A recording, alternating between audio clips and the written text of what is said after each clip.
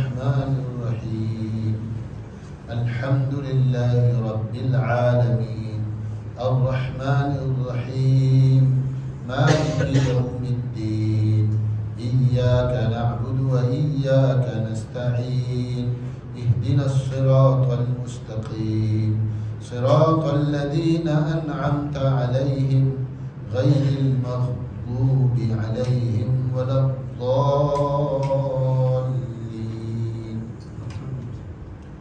آمين.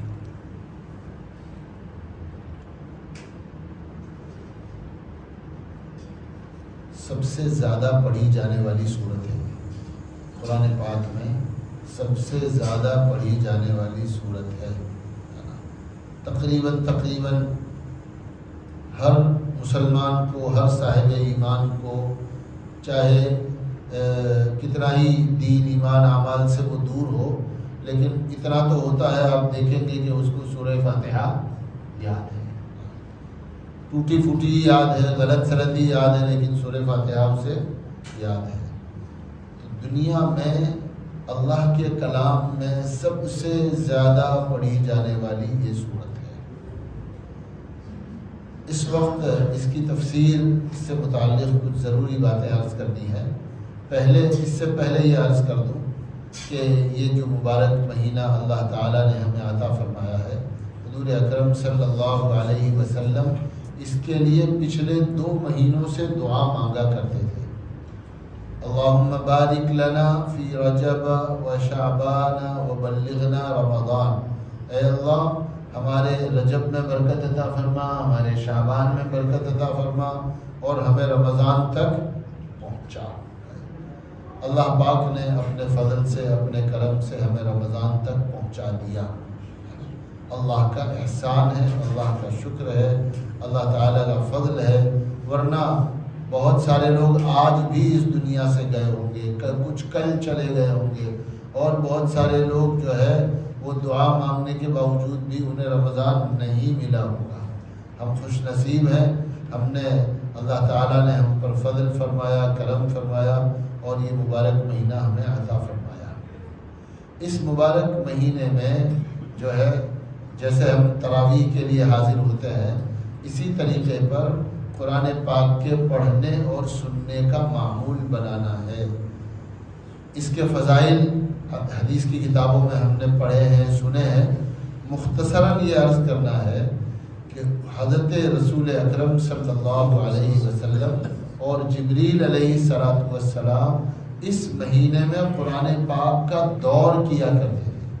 اللہ کے نبی صلی اللہ علیہ وسلم جبریل علیہ السلام کو سناتے تھے، اور حضرت جبریل رسول اللہ صلی اللہ علیہ وسلم کو علی سبیل التنزیل، جس طرح سے قرآن پاک اترا ہے اسی طرح سے دونوں ایک دوسرے کو سنایا کرتے تھے، دور کرتے تھے قرآن پاک کا.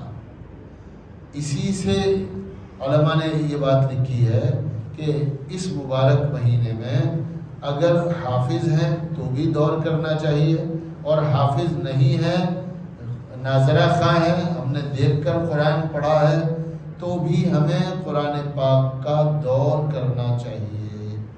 دور کرنے کا مطلب دو چیزیں ہیں، یا تو خود سے اسے پڑھو، ہے نا، ایک پارہ پڑھا پھر دوبارہ پڑھا پھر تبارہ پڑھا، ایک قرآن پڑھا پھر دوبارہ پڑھا پھر تبارہ پڑھا، تو یہ کیا ہو گیا؟ قرآن پاک کا دور ہو گیا، ہے نا. تو خود سے پڑھ سکتے ہیں، یا دوسری شکل یہ ہے کہ ہم سے جو اچھا پڑھنے والے ہیں، ہم سے جو اچھا جاننے والے ہیں، ہم ان کے سامنے تھوڑا قرآن پاک سبقن پڑھیں اور اپنی غلطیاں ٹھیک کریں. اپنی غلطیوں کو کیا کریں؟ ٹھیک کریں. جو کمی ہے قرآن پاک کے پڑھنے میں، اس کمی کو دور کیا جائے. اگر ہم کمی دور نہیں کیے تو جو 1 سال پہلے پڑھتے تھے وہی آج پڑھیں گے، جو آج پڑھ رہے ہیں وہی 4 سال پہلے پڑھ رہے تھے، وہی 10 سال پہلے پڑھ رہے تھے، وہی 25 سال پہلے پڑھ رہے تھے. تو گویا 10 20 25 سال سے ہمارے قرآن پاک میں کوئی بھی ترقی نہیں ہوئی ہے. تو کیا یہ کہنا یا یہ سمجھنا آسان ہے کہ 20 سال سے ہم نے قرآن میں کوئی ترقی نہیں کی؟ ہے نا. ہم نے دنیا میں بہت ترقی کی، ہم نے کاروبار میں بہت ترقی کی، پڑھ لکھ کر ہم بہت کچھ بن گئے ہیں، کمانے کا جو ہمارا معیار تھا وہ بہت اچھا ہو گیا. 20 سال پہلے ہماری آمدنی اتنی تھی، آج ہماری آمدنی اتنی ساری ہے. تو ہر چیز میں ترقی کر لی. پہلے جو ہے چھوٹے مکان میں رہتے تھے، اب بڑے مکان میں رہ رہے ہیں، ہے نا. پہلے تھوڑی عزت تھی، اب بڑی عزت پالی. پہلے تھوڑے پیسے تھے، اب بہت زیادہ پیسے حاصل کر لیے. لیکن قرآن 10 سال پہلے بھی ایسا ہی تھا، 20 سال پہلے بھی ویسا ہی تھا، اور ویسا ہی قرآن آج بھی ہے. تو قرآن پاک کو درست کرنے کی ضرورت ہے نا. یہ مہینہ ہی قرآن پاک کا ہے، یہ مہینہ قرآن پاک کے ساتھ مخصوص ہے. اس مہینے کو قرآن پاک کے ساتھ خصوصیت حاصل ہے. اس لیے اہتمام کریں کہ قرآن پاک کی تلاوت کی جائے، قرآن پاک سنا جائے، قرآن پاک سیکھا جائے، اس کو درست کیا جائے، اور اس کی نیکیاں اور اس کے فضائل اور اس کا اجر یہ تو ہم اور آپ شمار ہی نہیں کر سکتے، گن ہی نہیں سکتے. اگر آپ فضیلت کے لیے پڑھنا چاہتے ہیں تو اتنی فضیلت ہے، اتنی فضیلت ہے کہ آپ اس کو سن بھی نہیں سکتے، شمار بھی نہیں کر سکتے. سورہ فاتحہ میں تقریباً 150 حرف ہیں. تھوڑا سا اندازہ کرنے کے لیے سمجھا رہا ہوں. سورہ فاتحہ میں 150 الفابیٹ ہیں. ایک الفابیٹ کو جب آپ ایک ورڈ کو جب آپ پڑھتے ہیں وضو کے ساتھ، ایک لفظ کو جب آپ باوضو پڑھتے ہیں تو 25 نیکیاں ملتی ہیں. بے وضو پڑھیں گے 10 نیکی ملے گی. وضو کے ساتھ نماز میں بیٹھ کر پڑھیں گے 50 نیکی ملے گی. اور ہم نے تو سب نے کیا کیا؟ تراویح میں کھڑے ہو کر قرآن پاک پڑھا ہے. تو ایک لفظ پر، یعنی ایک کلمہ نہیں، ورڈ نہیں، ایک لفظ الفابیٹ، اس پر 100 نیکیاں. ایک حرف جسے ہم کہیں گے، ایک حرف پر 100 نیکیاں آپ کو ملی. تو 150 حرف آپ نے پڑھے. صرف ایک سورہ فاتحہ آپ نے پڑھی تو کتنا ثواب مل گیا؟ 150 کو 100 سے ملٹیپلائی کریں گے تو 2 زیرو لگا دو، 15,000 نیکیاں صرف آپ کو سورہ فاتحہ نماز میں پڑھنے سے ملے گی. ماشاءاللہ. تراویح پڑھنے والوں نے، قرآن پڑھنے والوں نے، کسی نے دن بھر میں کئی پارے پڑھے، کسی نے نماز میں پڑھے، ابھی تراویح میں پڑھے گئے، ہے نا. تو اتنی سی صورت ہے. اور پیج صفحے کے 1/4 صفحے پر ہی آ جائے گی. اگر ایک صفحہ پورا گنے، آپ نے تقریباً 25 صفحے قرآن پاک نماز میں پڑھا اور سنا ہے. کیا آپ اس کی نیکیاں گن سکتے ہیں؟ نہیں گن سکتے. تو نیکیوں کے حاصل کرنے کا مہینہ ہے، اس لیے خوب قرآن پاک پڑھا جائے، قرآن پاک کی تلاوت کی جائے. جہاں وقت ملا بس قرآن کھولا، پڑھنا شروع کر دیا. گھر پہ تو ہوتا ہی ہے، آپ اپنی دکان پہ، کام کی جگہ پہ بھی رکھ لو، اور باوضو رہنے کی کوشش کرو. رمضان مبارک کا مہینہ ہے، کوئی بار بار کھانا تو ہوتا نہیں ہے، اس لیے وضو بھی عام طور پر آدمی کا ٹکا رہتا ہے. تو باوضو رہے. جیسے ہی وقت ملے کاروبار پر، گاہک سے فارغ ہوئے، اب دوسرا کوئی نہیں ہے، بیٹھ کر قرآن پڑھنا شروع کر دیا. پھر کوئی آ گیا، روک لیا، نشانی لگا دی، پھر چلے گئے، فارغ ہو گئے، پھر پڑھنا شروع کر دیا. نشانہ بنا کر ایک سے زائد پارے پڑھنے کا اہتمام کرنا چاہیے کہ بھئی ایک قرآن پاک یا 2 قرآن پاک نماز میں سنیں گے، اور اس کے علاوہ روزانہ 1 پارہ 2 پارہ اپنی صلاحیت کے اعتبار سے جتنا ہم پڑھ سکتے ہیں، زیادہ سے زیادہ وقت قرآن پاک کے پڑھنے میں لگایا جائے. کچھ وقت اللہ توفیق دے تو 2-4 آیتیں، خاص کر قرآن پاک کا وہ حصہ جو ہم نمازوں میں پڑھتے ہیں، جو ہمیں زبانی بھی یاد ہے، اگر موقع ملے تو اس کا ترجمہ پڑھ لیں، ہے نا. اس کے معانی جاننے کی کوشش کریں تاکہ ہماری نماز جو ہے وہ زیادہ اچھی ہو جائے. ہم اپنی نماز کو سمجھ کر پڑھنے والے بن جائیں. اللہ تعالیٰ ہم سے کیا کہہ رہا ہے، اللہ ہم سے کیا چاہتا ہے، اللہ تعالیٰ کی کیا مرضی ہے ہم سے، اللہ ہم سے کیا بات کر رہا ہے. الحمد شریف میں ہم اللہ سے کیا کہہ رہے ہیں, اللہ ہم سے کیا فرما رہے ہیں. سورہ فیل پڑھ رہے ہیں, الم تر کیف فعل ربک باصحاب الفیل. اللہ ہم سے کیا کہہ رہے ہیں, اس کا کیا مقصد ہے نا, اس سے ہمیں کیا سمجھنا ہے زندگی میں, اس سے ہم کو کیا سبق لینا ہے. تو ترجمہ اور معنی اور اس کی تفسیر دیکھنے سے انشاءاللہ کم سے کم وہ حصہ جو ہم نمازوں میں پڑھتے ہیں, یاسین شریف ہے نا, اور جو الگ الگ دن بھر کی صورتیں جو لوگ پڑھنے کا اہتمام کرتے ہیں, تو کچھ حصہ سمجھ کر پڑھنے کی بھی کوشش کرنی چاہیے. اللہ تعالی عمل کی توفیق عطا فرمائے. یہ تمہید تھی قرآن پاک کے ساتھ ذوق پیدا کرنے کی, قرآن پاک کو زیادہ تر پڑھنے کی. سارے فالتو مشغلے چھوڑ دو, اخبار پڑھنے کی بھی کوئی ضرورت نہیں ہے, نیوز دیکھنے کی بھی کوئی ضرورت نہیں ہے. ادھر ادھر کے یوٹیوب جو گھماتے رہتے ہیں ہم, موبائل کا کان مچوڑتے رہتے ہیں دن بھر, ہے نا, اس کو بھی چھوڑ دیں اور صرف کیا کریں, کلام اللہ شریف پڑھنے کا اہتمام کریں. اللہ مجھے بھی توفیق عطا فرمائے, اللہ ہم سب کو اس کی توفیق عطا فرمائے. ہو گیا وقت؟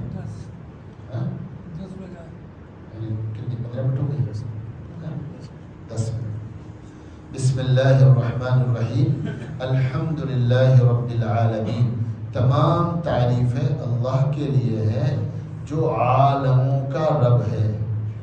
اس کا ترجمہ, تمام تعریفیں اللہ کے لیے ہے جو عالموں کا رب ہے, جو بڑا مہربان نہایت رحم کرنے والا ہے. مالک یوم الدین, بدلے کے دن کا مالک ہے, بدلے کے دن کا مالک ہے. الحمدللہ, الحمدللہ جب یہ لفظ ایمان والا کہتا ہے نا, الحمدللہ, تمام تعریفیں اللہ کے لیے ہیں, تمام تعریفیں اللہ کے لیے ہیں, ہے نا. تو سوچ کر اگر کہا جائے تو جتنی تعریفیں دنیا میں ہو سکتی ہیں کسی اچھا کام کرنے والے کی, اچھی چیز بنانے والے کی, ہے نا, عمارت بنانے والے کی, پل بنانے والے کی, گاڑیاں بنانے والے کی, مشینیں بنانے والے کی, جتنی تعریفیں کی جا سکتی ہے, ہم کیا کریں, الحمدللہ. یہ ساری کی ساری تعریفیں اصل میں اللہ کے لیے ہیں, اس لیے کہ اللہ ہی وہ ذات ہے جس نے انسانوں کو یہ سب سجایا, جس نے انسانوں کو یہ سب سمجھایا, جس نے انسانوں کے دل و دماغ پر علم کے یہ بہت سارے سوتے اور علم کا یہ بہت سارا ذخیرہ اللہ نے انسانوں کے قلب پر اتارا ہے. اس اللہ کے پاس کتنا علم ہوگا, وہ اللہ کتنا زیادہ قابل تعریف ہے. تو تمام تعریفیں جو کسی کے لیے ہو سکتی ہیں وہ سب کی سب اللہ کے لیے ہیں. اور وہ اللہ کی, اس اللہ کی کیا تعریف ہے, وہ اللہ عالموں کا رب ہے. رب عالموں کا, ایک عالم نہیں ہے دنیا میں, ہزاروں عالم ہے, ہزاروں عالم ہے. ابھی انسانوں کو کتنے عالم ہیں اس کا پتہ نہیں ہے. ہم نے بہت کچھ تجربات کیے, ہم نے بہت کچھ جو ہے دیکھنے کی, سمجھنے کی کوشش کی, لیکن ابھی ہمارے تجربے کار لوگ, ہمارے سائنسدان لوگ جو ہے وہ یہ نہیں بتا سکتے کہ دنیا میں کتنے عالم ہیں, ہے نا. وہ سارے کے سارے عالم جو ہے ان کو پال اور پوس اور پرورش کر رہا ہے کون, اللہ. ان کا رب اللہ ہے نا. یہ رب ہونے کا جو معنی ہے نا, وہ رب ہونے کے معنی میں یہ چیز شامل ہے کہ جس کو جب جتنا بڑا کرنا ہے تب وہ اتنا بڑا ہوگا, ہے نا. ایک بچے کے بڑے ہونے کو دیکھ لو آپ, ہے نا. دن گزرتے ہیں لیکن اس کے جسم کا ایک ایک عضو جو ہے وہ اسی تناسب سے بڑا ہوتا ہے. ایسا نہیں ہوتا کہ کبھی ایک دم سے زیادہ بڑا ہو گیا, پھر اس کی گروتھ رک گئی, پھر ایک دم سے زیادہ بڑا ہو گیا, کہیں بہت ساری چیزیں ان ایون ہو گئی, ہے نا. چہرہ تو بڑا ہو گیا, آنکھیں چھوٹی رہ گئی, ہے نا. چہرہ تو چھوٹا رہ گیا, ناک بڑی ہو گئی. ایسا نہیں ہوتا. تو اللہ کرتے ہیں, یہ رب ہونے کا معنی یہ ہے کہ کہ ہر آدمی کی گروتھ اور اس کی ترقی اور اس کا بڑھنا اللہ تعالیٰ نے جس میزان سے طے کر رکھا ہے اسی میزان سے یہ ساری چیزیں اللہ خود کرتے ہیں، اللہ پاک خود اپنی قدرت سے کرتے ہیں۔ تو عالموں کا رب ہے، بہت زیادہ رحم فرمانے والا ہے اور بدلے کے دن کا مالک ہے۔ بدلے کے دن کا، دنیا میں تو بہت سارے مالک ہیں، ہے نا، لیکن اللہ تعالیٰ نے اپنے بارے میں فرما دیا کہ بدلے کے دن کسی اور کا حکم اور کسی اور کی ملکیت اور کسی اور کا اختیار نہیں چلے گا۔ نبی، ولی، فرشتے سب کے سب اللہ کے محتاج ہوں گے۔ ایک حدیث سناتا ہوں، اللہ کے نبی صلی اللہ علیہ وسلم نے فرمایا کہ انسان سارے کے سارے قیامت کے دن ایک میدان میں اکٹھے ہوں گے اور پریشان حال، ہر آدمی جو ہے وہ اپنے گناہوں کے اعتبار سے جو ہے پسینے میں ڈوبا ہوا ہوگا، کوئی ٹخنوں تک، کوئی پنڈلی تک، کوئی گھٹنے تک، کوئی کمر تک، کوئی سینے تک، کوئی گلے تک، اور کوئی پورا کا پورا پانی میں یعنی اپنے پسینے میں ڈوبا ہوا ہوگا، جسم پر کپڑے نہیں ہوں گے اور انسان جو ہے وہ ڈوبا ہوا ہوگا، اور سورج جو ہے 1 سے 2 مائل، دو میل، اگر اس 2 میل کو آپ جو ہے سرمے دانی کے میل سے سمجھیں تو 2 انگلی اوپر ہوگا، اور اس میل کو اگر آپ مائل سمجھ لو، مسافت، ڈسٹنس، تو 2 مائل کی دوری پر سورج ہوگا تو کیا ہوگا انسان کا حال ہے؟ آج ہزاروں لائٹ مائل جو ہے سورج ہم سے دور ہے، پھر بھی ہم کیا ہو جاتے ہیں، اس سے پریشان ہو جاتے ہیں۔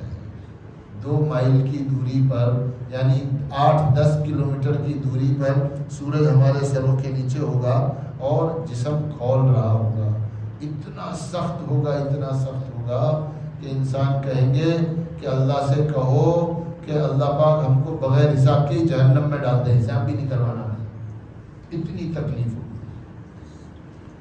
تب لوگ کہیں گے چلو نبیوں کے پاس جاتے ہیں، تو ایک ایک کر کے حضرت آدم علیہ السلام، حضرت نوح علیہ السلام، حضرت ادریس علیہ السلام، حضرت موسیٰ، حضرت عیسیٰ، حضرت ابراہیم، سب کے پاس جائیں گے، ہے نا۔ اللہ کے پیغمبر ہے، کوئی کلیم اللہ ہے، کوئی خلیل اللہ ہے، کسی کو اللہ نے عیسیٰ روح اللہ کہا ہے، کسی کو کلیم اللہ کہا ہے، سب اللہ کے برگزیدہ نبی ہیں، لیکن سب کے سب کہیں گے کہ ہمارا بس نہیں ہے، ہم نہیں جا سکتے، اللہ تعالیٰ آج بہت زیادہ جلال میں ہے۔ تو کسی نبی کی بھی سکت نہیں ہوگی کہ وہ اللہ کے معاملے میں انٹرفیئر کر سکے، سفارش بھی کرنے کی جو ہے وہ ہمت جٹا سکے۔ سب کہیں گے کہ جاؤ رسول اللہ صلی اللہ علیہ وسلم کے بعد، وہی کچھ کر سکتے ہیں۔ اللہ تعالیٰ نے اپنے پیغمبر، اپنے پیارے نبی، محبوب خدا رسول اکرم صلی اللہ علیہ وسلم کو یہ اذن دے دی ہے اس دن کے لیے کہ نبی جی آپ سفارش کیجئے۔ تو حدیثوں میں آتا ہے کہ حضور اکرم صلی اللہ علیہ وسلم بارگاہ خداوندی میں، جیسے ہم کہیں جا کے سفارش کر دیتے ہیں اس طرح کا معاملہ نہیں ہوگا، حضور جا کر اللہ کی حضور میں جو ہے وہ سجدہ ریز ہو جائیں گے۔ حدیث پاک میں آتا ہے 8 دن 8 راتیں حضور جو ہے سجدے میں رہیں گے اللہ کے سامنے، تب اللہ تعالیٰ فرمائیں گے، اور ان دنوں میں، اس درمیان میں اللہ تعالیٰ کی تعریف کریں گے وہ ایسے کلمات کے ذریعے سے کہ جن کلمات کے ذریعے سے آج تک اللہ کی تعریف نہیں کی گئی، ایسے اہم اور نئے کلمات اللہ کی شان میں اللہ تعالیٰ حضور اکرم صلی اللہ علیہ وسلم پر الہام فرمائیں گے، ان کلمات سے حضور اللہ کی تعریف کریں گے۔ تب 7ویں 8ویں دن اللہ تعالیٰ فرمائیں گے اے محمد صلی اللہ علیہ وسلم اپنا سر اٹھائیے اور کہیے آپ کیا چاہتے ہیں۔ اتنا سخت معاملہ ہے، کسی کو کوئی اتھارٹی نہیں۔ اللہ تعالیٰ فرماتے ہیں اس دن ہم مالک ہیں۔ آج تم سمجھتے ہو نا اپنے آپ کو کہ میں مالک ہوں، میں جو چاہوں کروں گا، میری مرضی کا مالک ہوں، یہ ساری ہیکڑی جو ہے وہ قیامت کے دن اللہ تعالیٰ بندوں کی نکال دیں گے۔ ابھی مان لیں اللہ کی تو اللہ وہاں مانے گا ہماری. ابھی ہم مان لیں اللہ کی تو اللہ وہاں ہماری مانے گا, اور اگر یہاں نہیں مانی اللہ کی تو وہاں اللہ مانیں گے.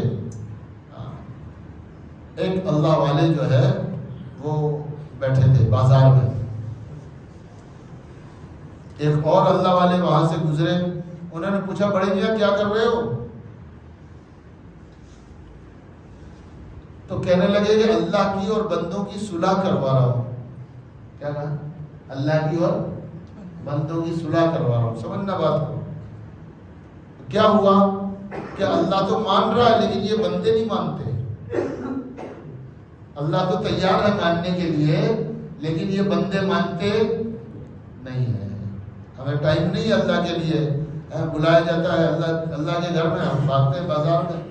تو ہمارا حال بیان کر رہے ہیں وہ کہ اللہ تو تیار ہے, اگر یہ معافی مانگے تو اللہ معاف کر دے گا.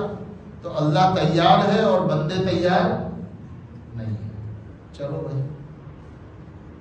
پھر 4 دن بعد وہی بڑے میاں قبرستان میں ملے,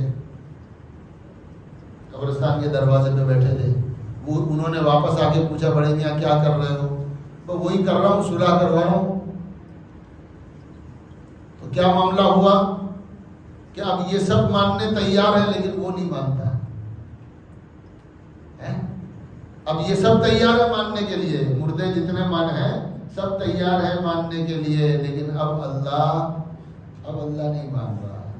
اللہ نے ماننے کا موقع دیا ہے کہ میں مانوں گا تمہاری, تم مان جاؤ تو میں تمہاری مانوں گا جب زندگی ہے, اور اگر مر گئے, موت آ گئی, توبہ نہیں کی ہے نا, حق ادا نہیں کیا اور چلے گئے تو اب میں نہیں مانوں گا.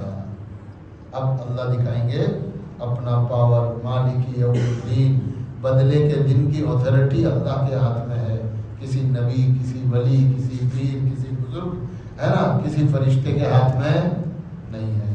تو اللہ ابھی ہم سے صلح کرنے کے لیے تیار ہے نا. ہم بھی تیار ہو جائیں تو معاملہ بن جائے گا. اور جب چلے گئے اس دنیا سے تو پھر وہی بات ہوگی کہ بندے تو تیار ہیں لیکن اب اللہ نہیں مانتا کہ نہیں, اب ہم نہیں مانیں گے. اللہ تعالیٰ بدلے کے دن کے مالک ہیں. اللہ ہم پر فضل فرمائے, کرم فرمائے, اور ہماری زندگیوں کو اپنی مرضی کے موافق, اللہ کی مرضی کے موافق گزارنے کی توفیق عطا فرمائے. رمضان مبارک کو ہمارے لیے عنوان بنا دے اپنی زندگیوں کے بدلنے کا. اللہ تعالیٰ فضل فرمائے. اگلی آیات جو ہے وہ کل پڑھیں گے انشاءاللہ. سبحان اللہ وبحمدہ, سبحانک اللہم وبحمدک, اشہد ان لا الہ الا انت, استغفرک.